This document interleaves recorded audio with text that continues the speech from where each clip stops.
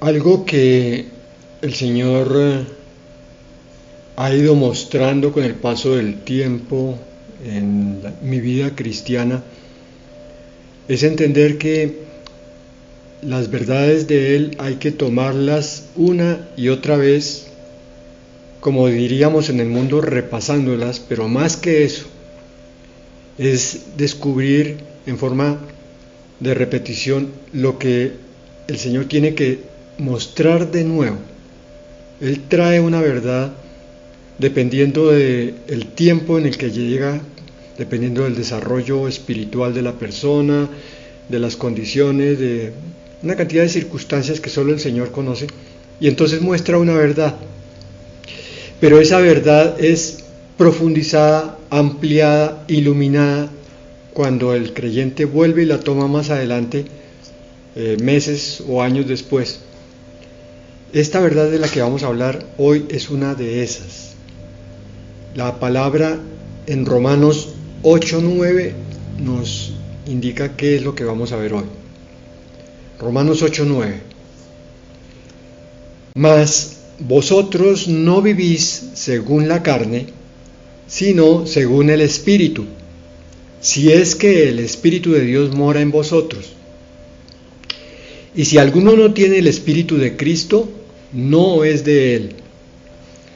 Bueno, hoy vamos a hablar de una verdad que hemos estudiado varias veces. Recuerdo que hace tal vez poco menos de un año estuvimos tocando este tema en forma repetida durante un cierto tiempo.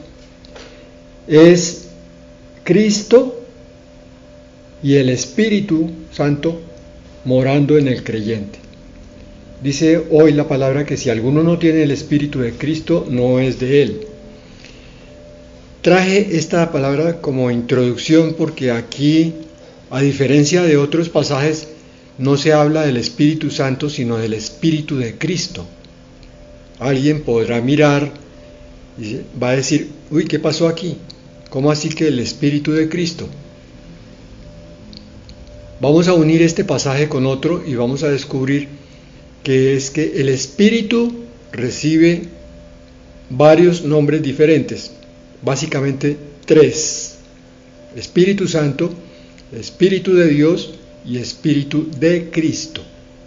Estamos hablando de la tercera persona de la Trinidad, pero al mismo tiempo estamos hablando del Hijo, de la segunda persona de Cristo.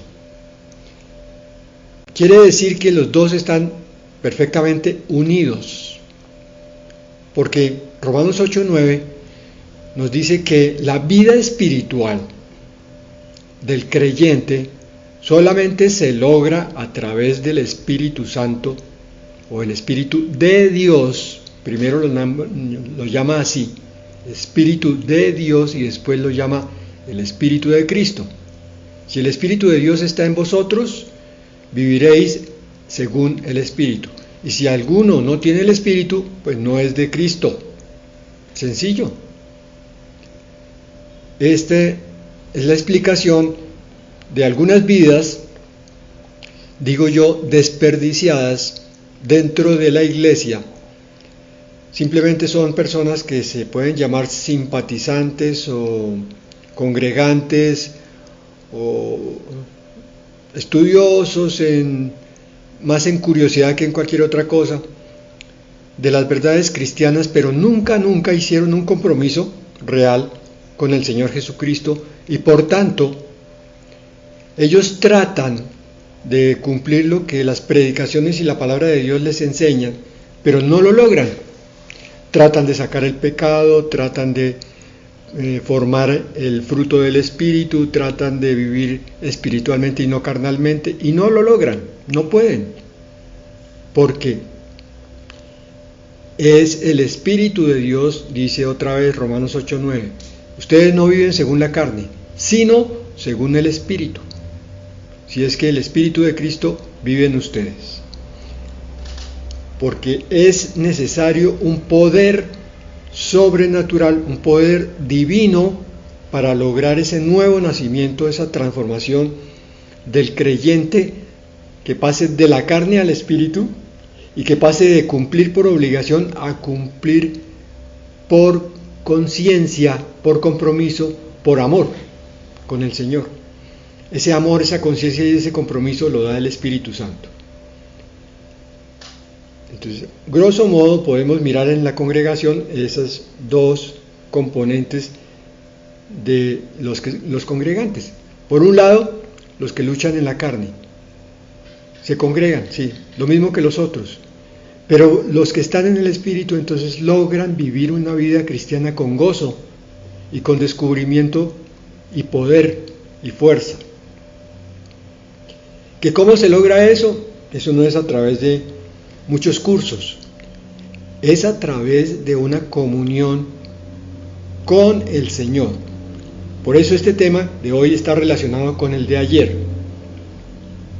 La comunión es con Cristo, es con el Espíritu Santo y es con el Padre especial, para que ellos, con su poder, que saben qué es lo que necesitamos, lo produzcan en nosotros.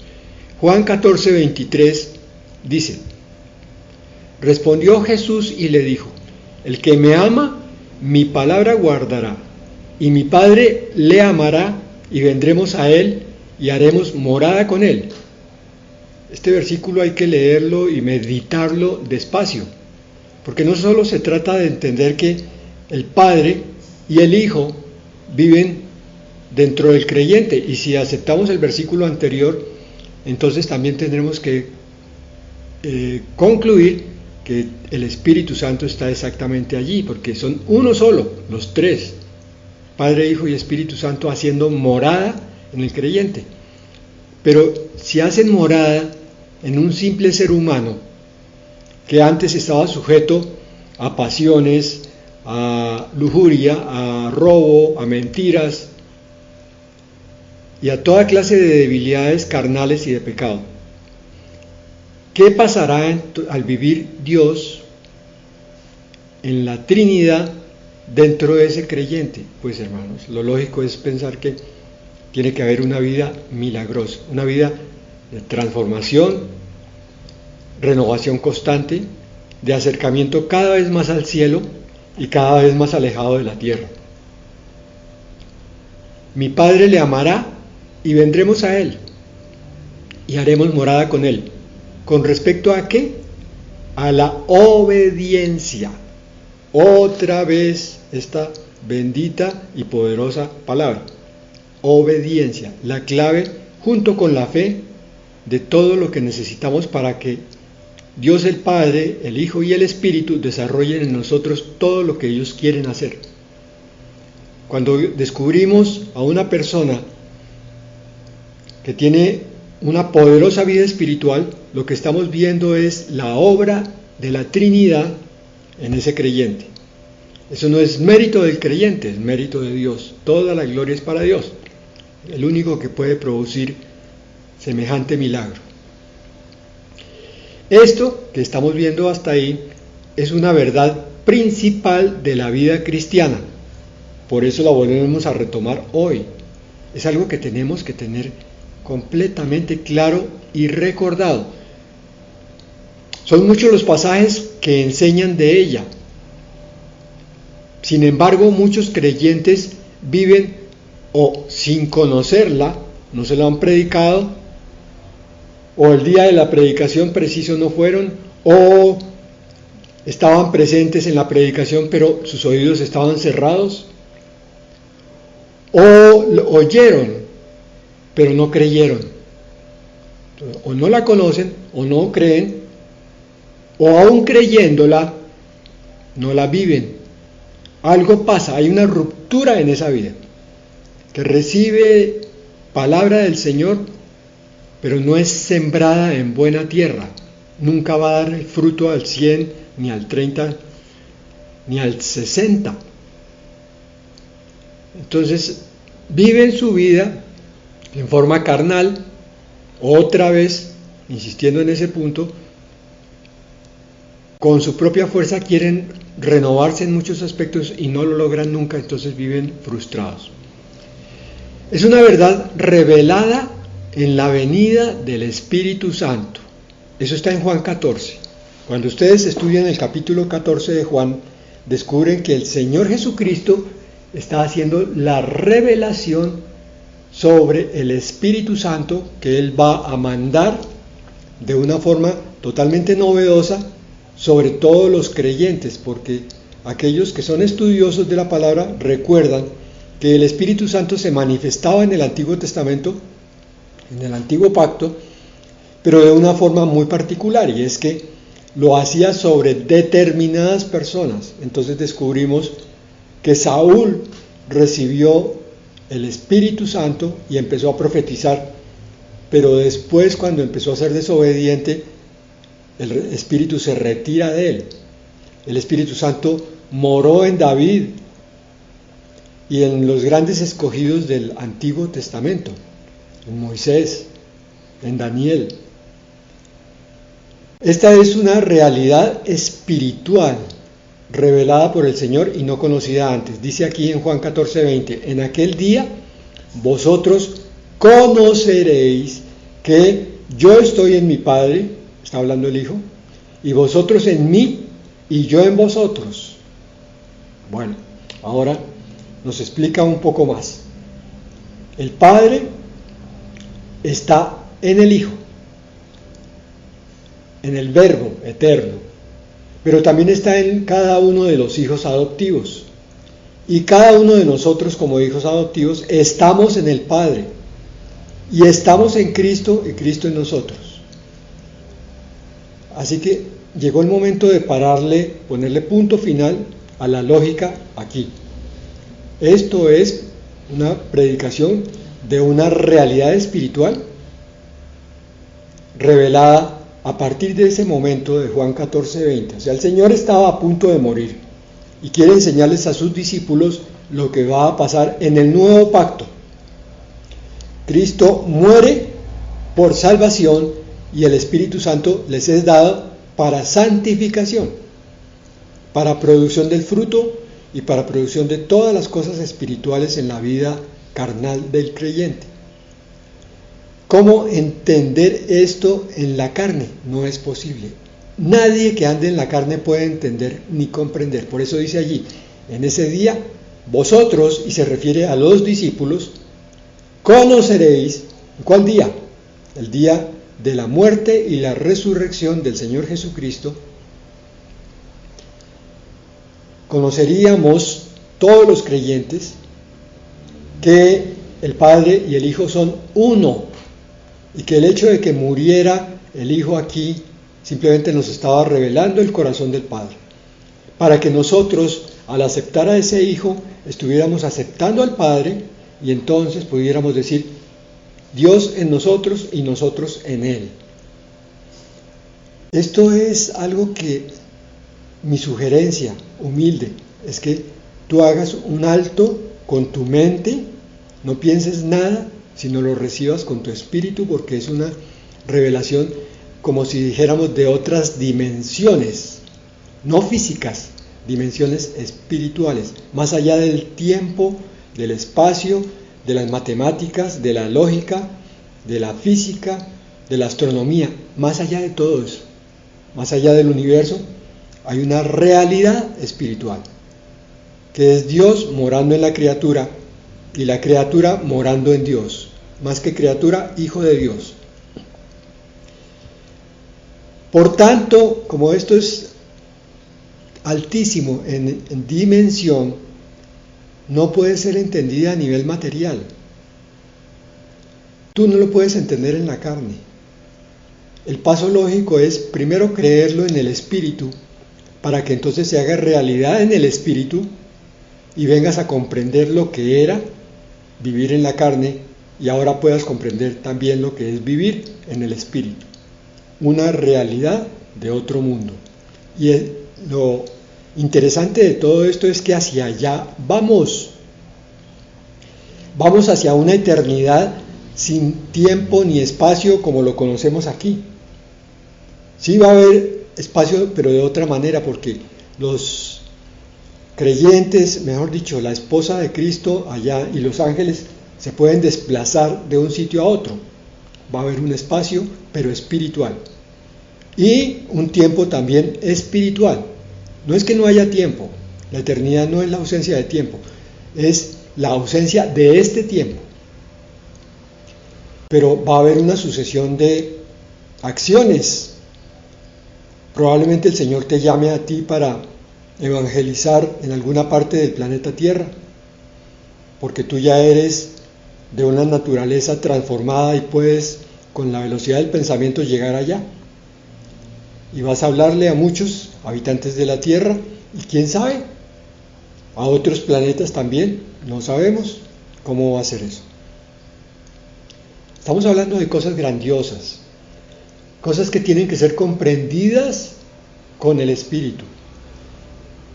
Y son comprendidas cuando entendemos que Dios ya está morando en nosotros.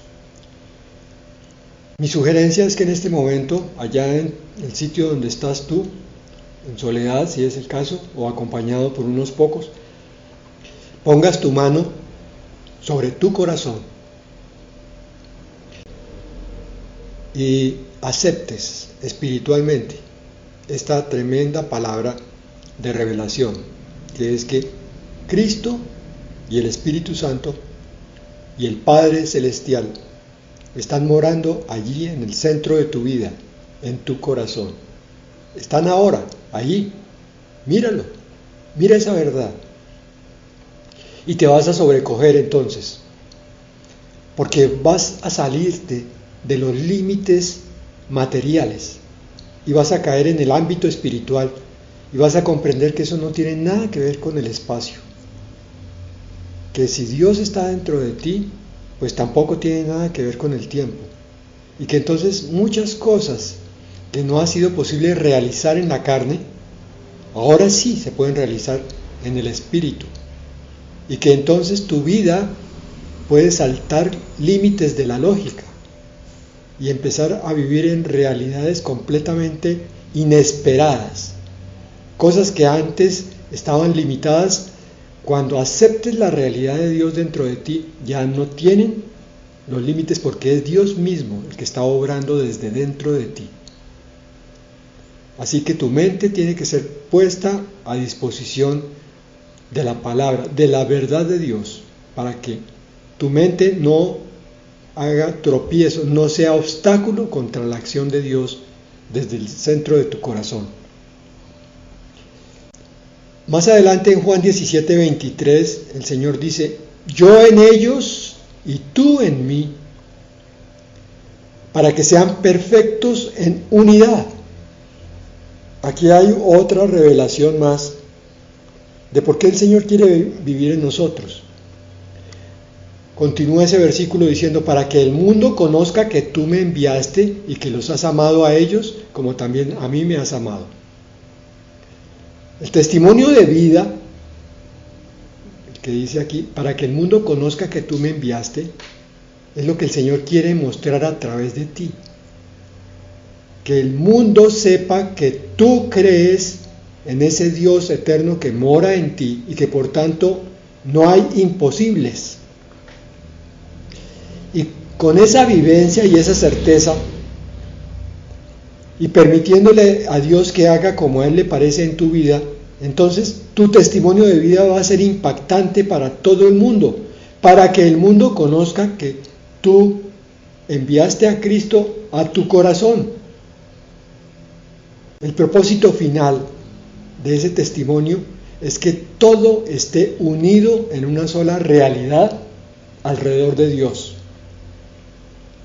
Yo creo que hemos pecado, hermanos, tengo que decirlo así, hemos pecado con nuestra mente, tratando de limitar muchas cosas con nuestras dudas, con nuestros por qué, con nuestros será que sí, o nuestros peros. Y no hemos visto esas grandes cosas que Dios quiere hacer en todos aquellos que le creen, que sean testimonios vivos de su poder y de su gloria, para que otros, el mundo en este caso, como dice este versículo, el mundo, incluso el incrédulo, sepa que hay un Dios poderoso. Ahora, otra cosa es si lo acepta o no lo acepta, pero que lo pueda negar, ya no lo va a poder negar. de esto que estoy hablando es lo que se veía en la iglesia primitiva. De esto estaban llenos todos los creyentes de aquella época, hace 2000 años. Todos sabían que al acercarse Dios a sus vidas estaban ocurriendo cosas completamente extraordinarias. Y otros muchos eran, por decirlo así, contagiados de ese anhelo espiritual de vivir en esa vida, en esa dimensión grandiosa espiritual. Esa unidad final es la que Dios quiere mostrar inicialmente en nosotros. ¿A qué unidad final se refiere?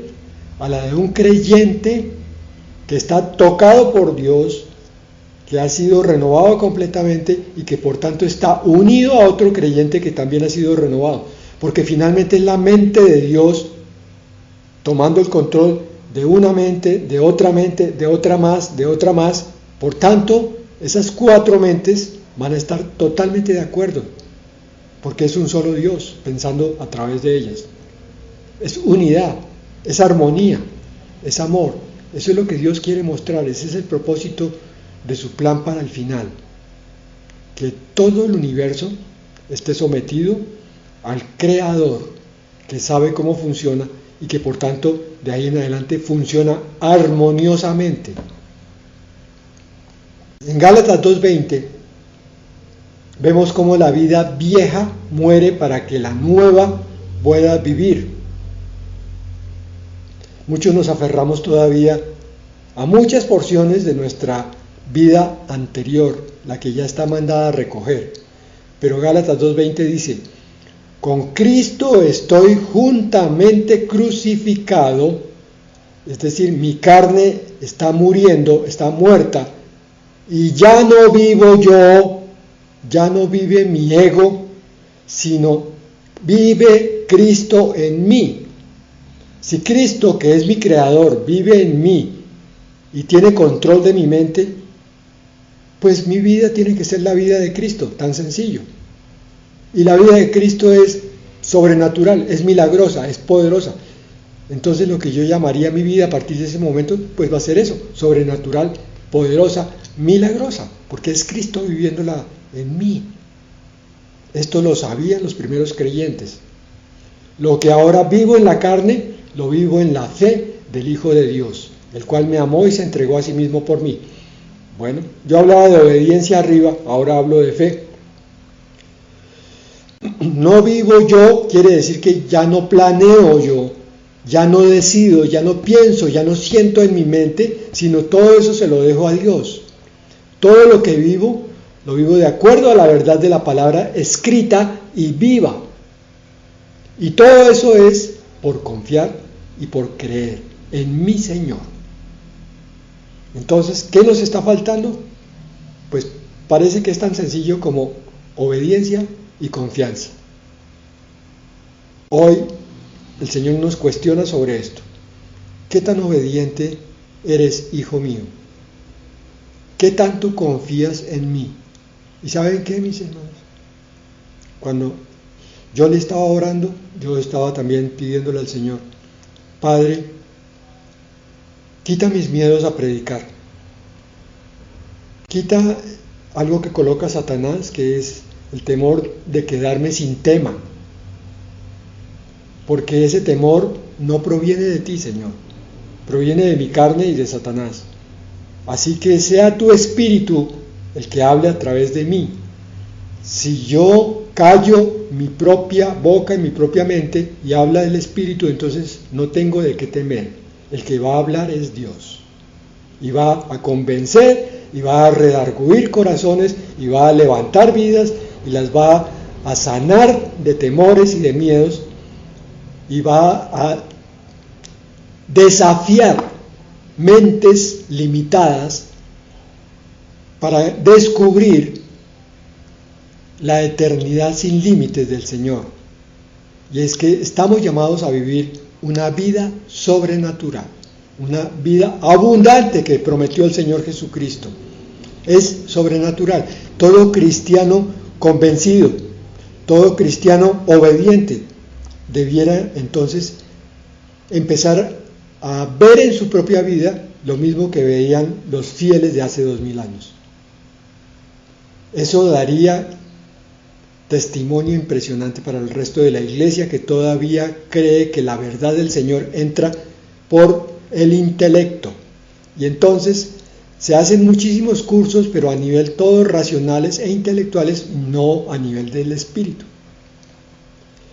Insisto, todo esto se obtiene por fe. Mire, Efesios 3:17 dice, para que habite Cristo por la fe en vuestros corazones, a fin de que arraigados y cimentados en amor, y ahí continúa, que habite ¿dónde? En el corazón. No está hablando de la víscera cardíaca, está hablando del centro de la vida, de donde se irradia hacia afuera. El corazón es el símbolo, porque es la víscera central, la víscera que reparte la vida a través del bombeo de la sangre. Espiritualmente es lo mismo. En el centro de mi vida eterna, la que ya me dio mi Salvador, está habitando Cristo, pero necesito creerlo. Necesito todos los días recordarle a mi terca y desobediente mente que se doblegue, que se arrodille por fe ante la verdad de la palabra de Dios. No más mente. Eso le digo a mi cerebro. No más mente. La mente llega después de que llegue la fe. Yo entenderé después de que crea. No es al revés. Las dudas van a ser resueltas en la medida en que crea. El hecho de que yo idolatre mis dudas no significa que voy a recibir respuesta de ninguna. Al contrario, voy a morir lleno, y si se puede, crucificado por las mismas dudas. La fe o confianza es la piedra angular de la relación con Jesucristo. Y agregamos la obediencia. Porque este es un misterio glorioso, dice Colosenses 1:27, a quienes Dios quiso dar a conocer las riquezas de la gloria de este misterio entre los gentiles, que es Cristo en vosotros, la esperanza de gloria. Misterio, algo revelado a pocos, y yo diría a poquísimos que se desafían a sí mismos y dicen, Señor, voy a creer a partir de hoy, voy a creer que tú estás vivo en mi corazón, y voy a pedir que esto no se me olvide, que no tenga que pasar otro año para que vengan y me prediquen nuevamente de que tú estás vivo en mi corazón y yo vuelva a decir, Señor, perdóname, se me había olvidado. Sino que, Señor, a partir de hoy, tú vivas, Señor, todos los días, todos los momentos, todos los instantes, en mi corazón, en mi pensamiento, en mi sentir, para que yo vea tu gloria. Dice, la esperanza de gloria. ¿Qué? Cristo en vosotros. No solo la gloria futura, no solo la gloria de la vida eterna, es también la gloria de la manifestación de Cristo, cuando ya nosotros no lo limitamos y entonces Él sale resplandeciente, victorioso, poderoso, a través de nuestra carne y de nuestro espíritu. Algo revelado a pocos. ¿Cómo quisiera que tú fueras de esos pocos, hermanos, que recibe la revelación y la toma y la guarda como un tesoro? Cristo en ti es la esperanza que tú tienes de ver la gloria majestuosa de tu Salvador en tu vida aquí y por la eternidad. Pero vuelvo e insisto, la obediencia es esencial. Primera de Juan 3:24. Y el que guarda sus mandamientos, obediencia, permanece en Dios y Dios en él. Esto nos muestra que cuando pecamos, la presencia de Dios se aparta un poco de nosotros. En otras partes de la Escritura dice, contristamos al Espíritu Santo. En otras partes nos muestra que se abre un vacío, un abismo entre el pecador y Dios. El que guarda sus mandamientos permanece en Dios y Dios en él. Pastor, pero es que Yo hace 5 minutos dije una mentira a alguien que llegó aquí a molestar y le dije, estoy ocupado, no estoy. Hermano, tranquilo, habla con Dios. Lo mismo que me estás diciendo a mí, díselo a Él. Señor, perdóname, dije una mentira. Y entonces permanecerás en Dios. Y Dios permanecerá en ti. Junto con la confianza está la obediencia. Junto con la obediencia está la fe o confianza. Y por último, toda esta belleza de palabra que el Señor nos ha hablado ya en diferentes ocasiones y que hoy estamos repasando, es posible para todos con un versículo que también vimos ayer, Apocalipsis 3:20. He aquí, yo estoy a la puerta y llamo. En este preciso minuto, el Señor está toc, toc, toc en tu corazón, en tu espíritu. Y si tú oyes su voz y abres la puerta de tu vida, de tu espíritu, de tu corazón, el Señor dice, entraré a ti, cenaré contigo y tú conmigo. Esto, hermanos, nos muestra que esa unción no es selectiva para ascendidos, para desarrollados, para maestros. Esto es para alguno que oiga la voz y abra la puerta. Cualquiera de nosotros puede hacer eso. Si el Señor está tocando hoy la puerta de tu corazón con esta palabra, ábrele la puerta. Dile, entra Señor, quiero conocer el banquete de tu presencia en mi vida. Quiero que tú estés conmigo y que yo esté contigo. Quiero conocer al Espíritu Santo obrando en mí todos los días y a Dios el Padre morando en mí. Amén y amén.